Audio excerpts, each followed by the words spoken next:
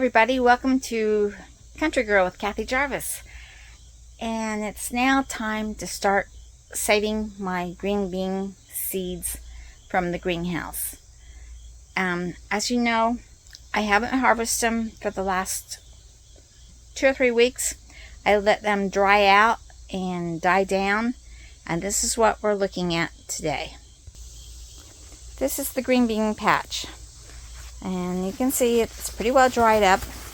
So what we're going to do today is very simple. You take a plant, pull it up, check, see if it's got any bean pods on it, such as this. We take those off, put them in a separate bucket. They're going into this bucket over here. And the spent ones go, the leftover stuff goes into this bucket. We'll get all these done, and by the end we should have a pretty much half bucket full of green beans that have gone to seeds. We can either shell them today, or we can leave them in the bucket in a cool place and shell them this winter. It doesn't matter, but they do need to be kept in a cool environment. So that's what we're going to do. And I'll show you what this bed looks like afterwards and how much we got. As you can see, I got about 1/4 of a bucket full of the green beans. And you can either shell them now, or you can leave them in the bucket until a nice cold winter day, and then you can shell them.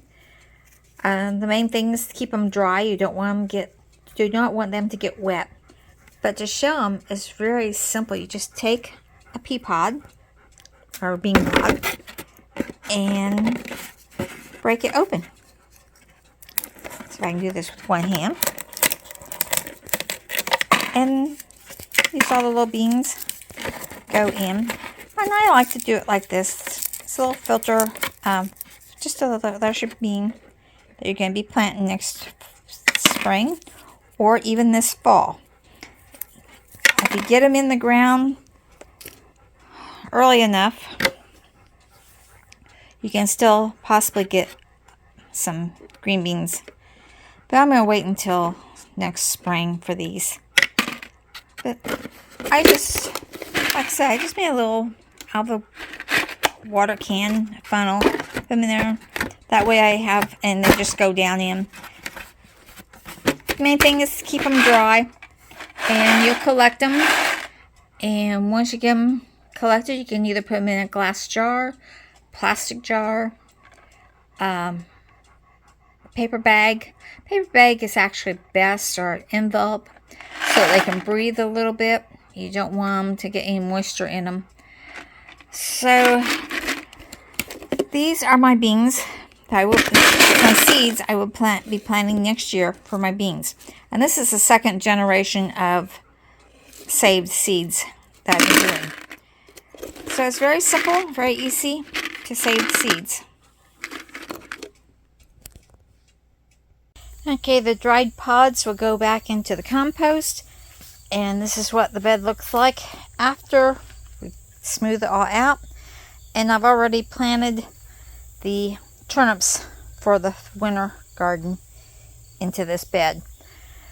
And I also put some broccoli seeds down just to see how they were going to do.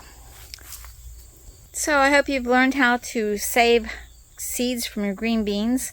Remember, the open pollinated ones are the easiest ones to save as far as getting the true green bean that you want. So make sure it doesn't say hybrid on your package. Hybrids, you can still save the seeds. You just might not get exactly the same tasting bean as you would from the ones that are open pollinated and are heirloom seeds. So anyway, that's what I've been up to. Trying to save as many seeds as I can from as many of my plants as I can, so that I don't have to order as many seeds, and I will know exactly what I'm planting. Because lately, when you order seeds, you've not always gotten what you want. So remember, dream big, follow that dream, like, share, subscribe, and I'll see you in the next video. Bye everybody.